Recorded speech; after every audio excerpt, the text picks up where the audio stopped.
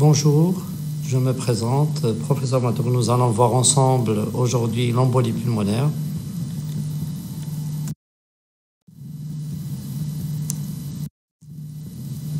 Les objectifs de cette présentation, c'est d'abord de définir ce que c'est qu'une embolie pulmonaire, quelques mots de la physiopathologie et de ses conséquences, le diagnostic de l'embolie pulmonaire, et identifier les situations d'urgence et planifier leur prise en charge spécifique, connaître les signes de gravité d'une embolie pulmonaire et enfin la prise en charge de cette dernière.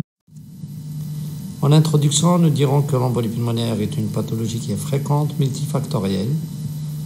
L'association avec une TVP est souvent fréquente. Elle constitue la maladie thromboembolique veineuse. L'embolie pulmonaire reste encore à l'heure actuelle un défi majeur en médecine, malgré les progrès en termes de prévention, de diagnostic et de traitement. Il n'y a pas de signe pathognomonique. La démarche diagnostique repose sur l'évaluation de la probabilité clinique associée à la réalisation d'examens de complément. Le diagnostic de référence actuel est l'angioscanner thoracique. Le traitement est constitué essentiellement par les anticoagulants. L'épidémiologie, nous dirons que l'incidence de l'embolie pulmonaire en France représente 60 sur 100 000 cas par an.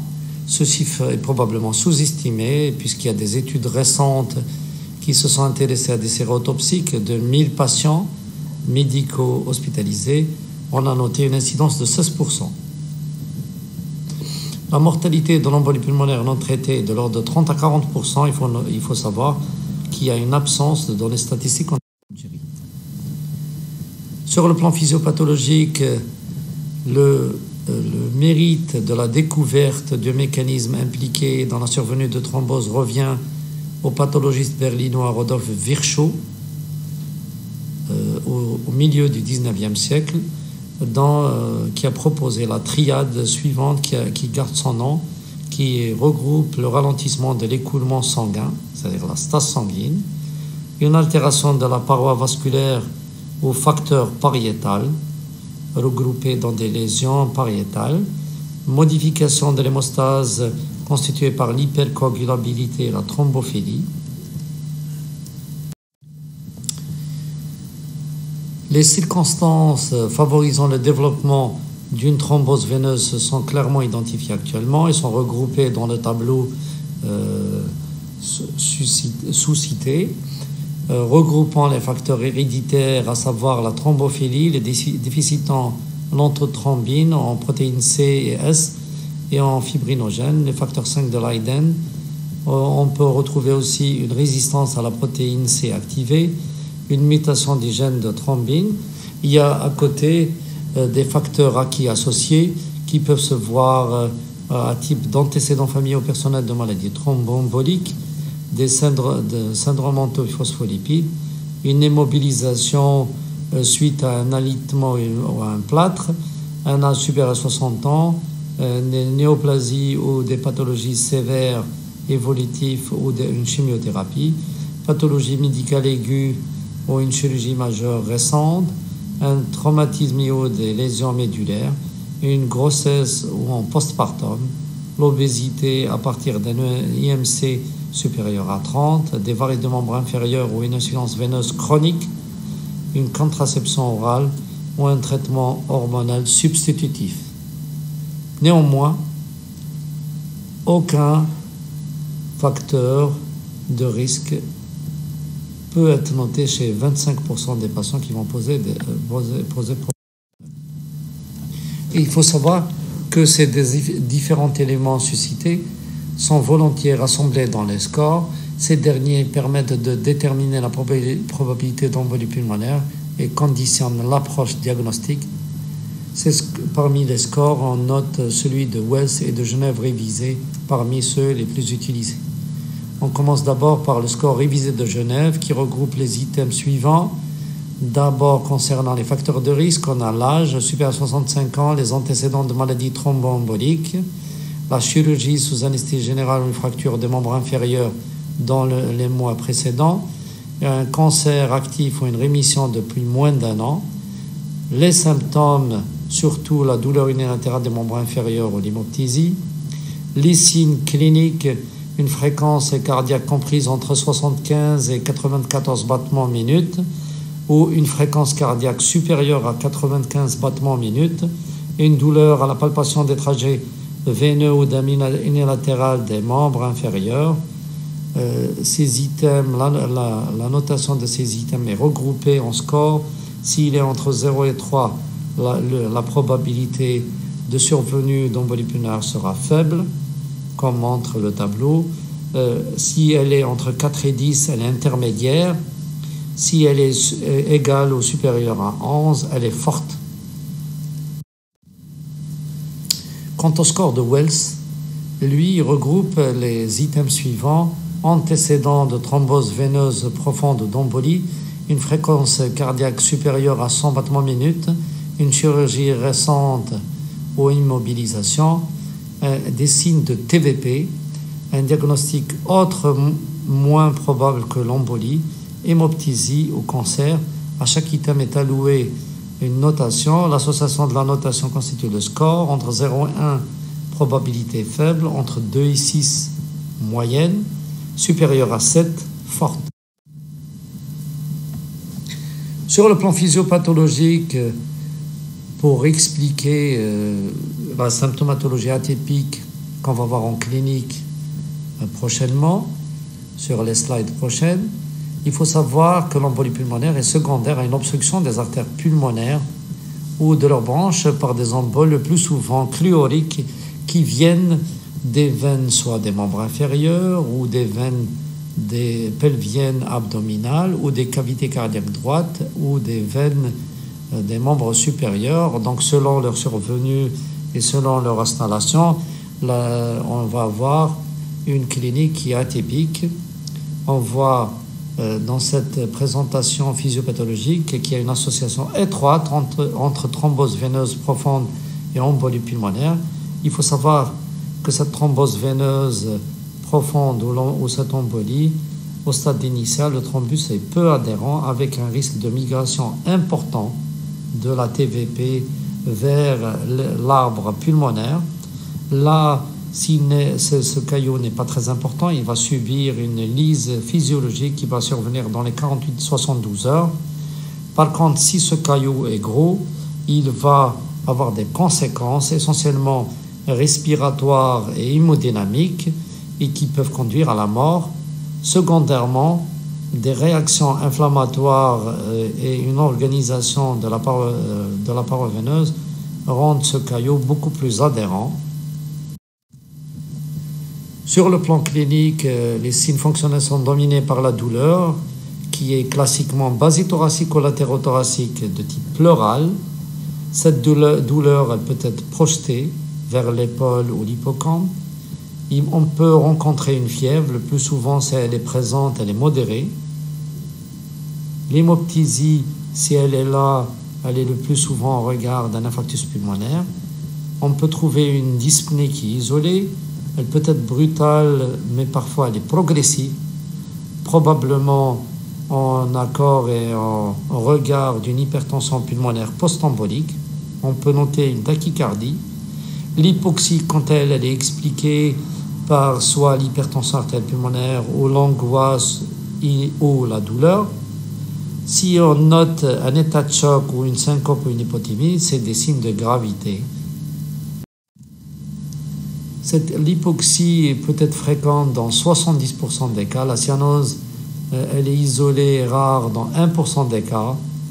La tachycardie dans 40% des cas. L'insuffisance cardiaque droite peut se rencontrer. On peut aussi trouver une insuffisance cardiaque gauche ou globale, ou même un état de choc. À l'auscultation cardiaque, on peut noter un éclat de B2 au foyer pulmonaire en regard d'une hypertension artérielle pulmonaire, un galop dans 30% des cas, un souffle systolique d'insuffisance tricuspidienne. À l'auscultation pulmonaire, vous pouvez trouver des râles diffus dans 80% des cas, ou localisés en faveur d'anomalies pleurales ou parenchymateuses. On peut trouver des signes cliniques de phlébite dans 10 à 30% des cas. Il faut aussi garder à l'esprit qu'il faut évoquer ce diagnostic devant des situations particulières. Parmi celles-là, les suivantes: toute aggravation de dyspnée chez un patient insuffisant cardiaque ou insuffisant respiratoire, toute situation de tachycardie, d'essoufflement, d'angoisse, de fièvre inexpliquée ou d'anomalie radiologique pulmonaire chez un patient en post-opératoire, ou tout malaise ou tachycardie en postpartum.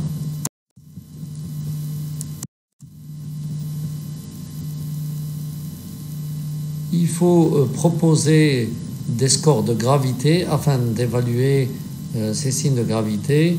Parmi ces scores de gravité, parmi les plus utilisés, nous avons le Pulmonary Embolism Severity Index simplifié qui regroupe les items suivants: l'âge en année est coté à 1 s'il est supérieur à 80, présence ou non de cancer, d'insuffisance cardiaque chronique ou respiratoire, la fréquence cardiaque si elle est supérieure à 110 battements minute, la pression artérielle si elle est inférieure à 100 mm de mercure, la saturation artérielle si elle est inférieure à 90. Ce score se fait en additionnant les points, et il est faible s'il est égal à 0, il est élevé s'il est supérieur ou égal à 1. On peut rencontrer des formes cliniques, parmi elles l'infarctus pulmonaire, qui va se manifester par des hémoptysies retardées. À la radiographie du thorax, on peut noter une opacité homogène ou une atylectasie en bande. Le diagnostic différentiel se fera avec les pathologies infectieuses. On peut noter une dyspnée isolée. On peut avoir un cœur pulmonaire chronique post-embolique, un cœur pulmonaire aigu dans 5 à 10% des cas. Cette embolie, dans certains cas, est associée à des embolies paradoxales qui signent la persistance ou la réouverture d'un foramen ovale permanent. L'exploration paraclinique, quant à elle, fera appel à l'ECG, qui lui sera normal ou mettra en évidence des fois une tachycardie sinusale.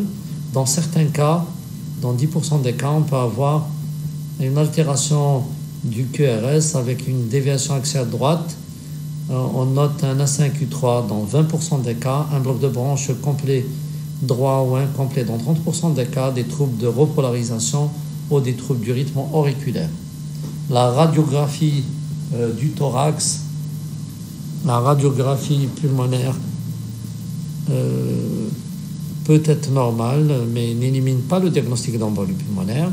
Les gaz du sang artériel, classiquement, on note une hypoxie avec une hypocapnie, mais cette dernière peut être remplacée par une acidose si le patient est en état de choc. Le dosage des didymères sur le plan biologique fera appel à la méthode ELISA. La négativité en cas de suspicion faible ou modérée sur des signes de présomption clinique doit faire remettre en cause le diagnostic. C'est donc bien leur valeur prédictive négative qui est utile. Pour quelles raisons les didymères sont vus d'une manière critiquable, puisqu'il y a des limites à leur dosage, surtout si les sujets âgés ils peuvent être élevés, c'est la femme enceinte, chez les personnes aux antécédents de maladies thromboemboliques veineuses ou chez les patients ayant des néoplasies. L'angioscanner thoracique est l'examen clé, il est fiable, il peut montrer jusqu'aux branches segmentaires, il a une sensibilité de 95 et une spécificité de 80%. Il est peu performant pour le diagnostic des embolies distales, par contre. Il permet le diagnostic différentiel tels les pneumopathies, les tumeurs. La scintigraphie pulmonaire de ventilation-perfusion, quant à elle, elle est gardée pour les patients chez qui, généralement, on ne peut pas exécuter d'angioscanner thoracique, puisqu'ils présentent des allergies à l'iode, ou ils sont en insuffisance rénale, ou présentent des atteintes type myélome, ou c'est des femmes enceintes. Contrairement au scanner qui monte les cailloux, dans ce cas, on n'aura qu'une probabilité pulmonaire, une probabilité d'embolie pulmonaire, Ceci revient à dire que seules les scintigraphies normales ou très en faveur d'une embolie pulmonaire seront utiles aux cliniciens. Quant à l'écho-Doppler veineux, une thrombose veineuse profonde est retrouvée dans 30 à 50% des embolies pulmonaires. La sensibilité de l'échographie en faveur du diagnostic de thrombose veineuse profonde est supérieure à 90%. L'angiographie par résonance magnétique ne trouve pas de place dans ces examens paracliniques dans l'état actuel des choses. L'échographie cardiaque transthoracique ou transœsophagienne, qui est facile à exécuter au lit du patient, peu onéreuse et permet d'évaluer la gravité de cette affection et de faire le suivi et d'éliminer et de faire le diagnostic différentiel avec d'autres pathologies.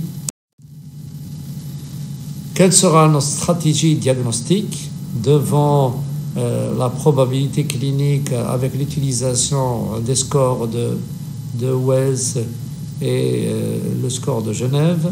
Nous allons avoir 3 types de patients à faible présomption, à présomption intermédiaire ou forte. Pour les patients à faible ou intermédiaire présomption, nous allons doser les didymères. S'ils sont inférieurs à 500, l'embolie pulmonaire est écarté, le diagnostic est écarté. S'ils sont supérieurs à 500, on va exécuter un angioscanner. S'il n'y a pas de thrombose, le diagnostic d'embolie est écarté. Si on note un thrombus ou une thrombose, nous allons entamer le traitement anticoagulant spécifique. Si le risque de probabilité est fort, nous allons exécuter un angioscanner. S'il revient en faveur d'un thrombus, on va entamer le traitement spécifique à type d'anticoagulant. S'il revient négatif, nous allons recourir à une échographie veineuse des membres inférieurs, comme on a vu l'association entre TVP et embolie pulmonaire dans le cadre des maladies thromboemboliques veineuses à la recherche d'un thrombus. S'il est présent, on va entamer le traitement. S'il n'y a pas de thrombus, on va explorer, rechercher autre chose. En cas d'embolie pulmonaire grave ou d'état de choc ou de suspicion de cette dernière, on va s'attacher à voir si le patient est stable. S'il est stable, on va réaliser un angioscanner. S'il revient négatif, il faut penser à d'autres hypothèses diagnostiques. S'il revient positif, on va aller vers le traitement spécifique et on va discuter la thrombolyse et éventuellement l'embolectomie, la thrombectomie chirurgicale. Si le patient est instable, on va réaliser une échocardiographie. Si elle est positive, on va réaliser et on va recourir au traitement spécifique de l'embolie pulmonaire ou discuter la thrombolyse. Si elle est négative, on va rechercher d'autres diagnostics. Voyant ce risque de morbimortalité élevé, un traitement prophylactique est préconisé. Il va s'intéresser au milieu chirurgical aux patients à risque thrombotique faible ou modéré ou élevé, et au milieu médical aux patients ayant un risque lié à leur maladie, aux affections médicales courantes actuelles. Les moyens qui sont utilisés pour cette prévention, ils peuvent être médicamenteux. On fera appel aux héparines non fractionnées, aux héparines de bas point moléculaire, aux AVK et à l'aspirine. Ils peuvent être mécaniques. La mobilisation précoce, qui est une mesure unanimement préconisée. La contention veineuse élastique ou compression pneumatique intermittente des membres inférieurs. Chez les patients à haut risque, on va combiner ces deux techniques, à savoir pharmacologique et mécanique, pour un meilleur devenir du patient. La prophylaxie médicamenteuse, comme on a vu, regroupe les AVK, les HNF,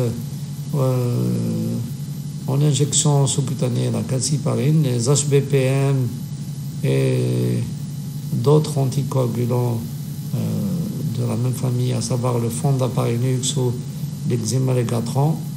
Les méthodes préventives non pharmacologiques devraient être réservées aux patients à haut risque hémorragique est associé à l'héparine chez les patients à risque thrombotique élevé. Pour le traitement curatif, quant à lui, même s'il est bien conduit, on peut avoir une mortalité de 8 à 15%. Cette mortalité est expliquée à la phase aiguë par les récidives emboliques, un collapsus, une mort subite, une hypertension artérielle pulmonaire ou l'émergence d'embole paradoxale. À long terme, cette mortalité est expliquée par l'avènement de cœur pulmonaire chronique ou de récidive thromboembolique. Donc le traitement repose sur l'utilisation des anticoagulants qui s'opposent à l'extension du thrombus et à une éventuelle récidive thromboembolique et permet d'obtenir une fibrinolyse, comme on a vu en physiopathologie, spontanée. Il est suggéré de l'initier dès la suspicion clinique en l'absence de contre-indication et de risque hémorragique. Important, bien sûr. Le traitement anticoagulant, tous ces traitements, quel que soit leur type, sont disponibles et sont d'efficacité globalement équivalente en termes de protection. On commence par les héparines de bas poids moléculaire à la dose de 85 à 100, voire de 175 à 200 unités kilo, sans contrôle biologique de l'hémostase seulement. Et il faut bien noter qu'ils sont contre-indiqués si la clairance rénale est inférieure à 30 ml par minute. Et il y a aussi une obligation de surveillance des plaquettes car on peut avoir une hypoplaquettose.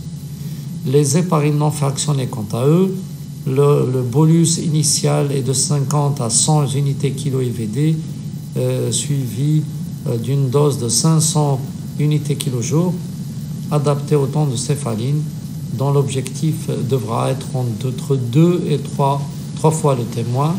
Ce traitement nécessite une surveillance de TCRA, de l'héparénémie et un contrôle régulier des taux de plaquettes à la recherche d'une thrombopathie induite par les héparines.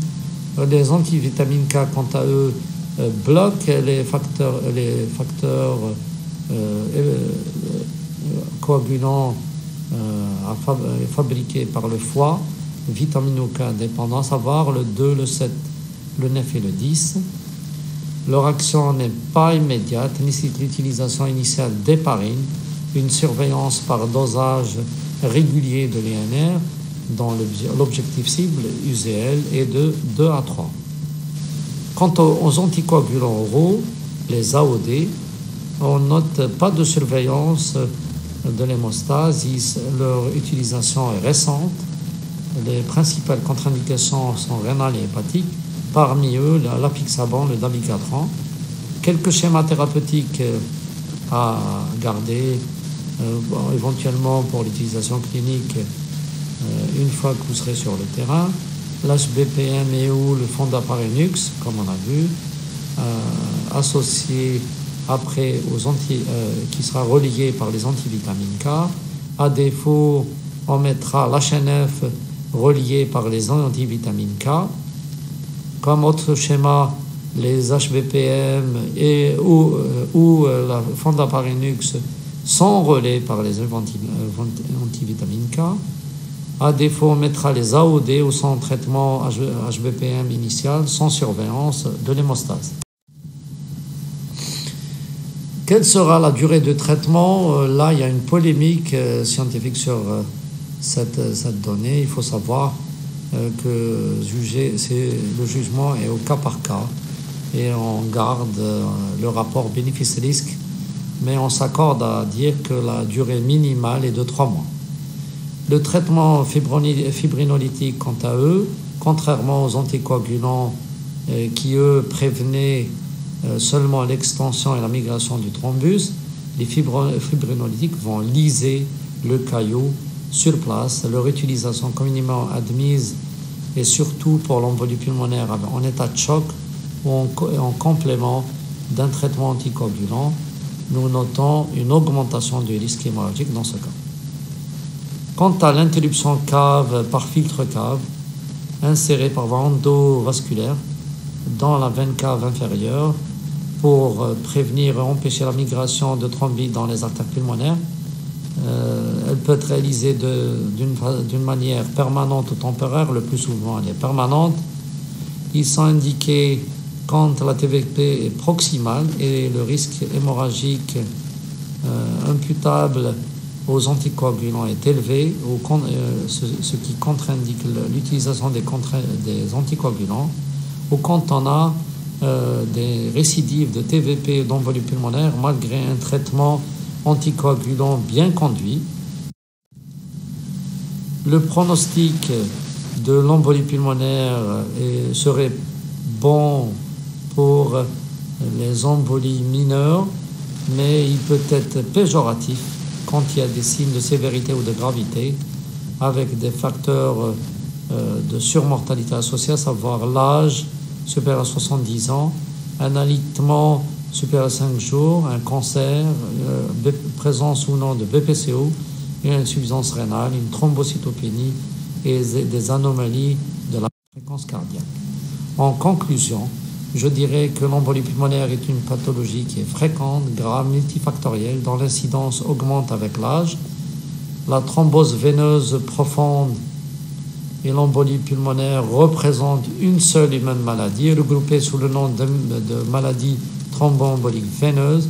L'embolie pulmonaire reste à l'heure actuelle un défi majeur en médecine, malgré les progrès du traitement et du diagnostic. En l'absence de signes cliniques pathognomoniques, la démarche repose sur l'évaluation de la probabilité clinique associée à la réalisation d'examens complémentaires. L'examen de confirmation diagnostique de référence reste l'angioscanner thoracique. Les traitements anticoagulants à dose curative et avec une durée suffisante constituent la pierre angulaire de la prise en charge. Les fibrinolytiques, quant à eux, sont réservés à l'embolie pulmonaire grave avec hypotension et état de choc. Je vous remercie. Et si vous avez des questions, je laisse mon email éventuellement pour répondre à toutes vos questions. Merci, bonne lecture.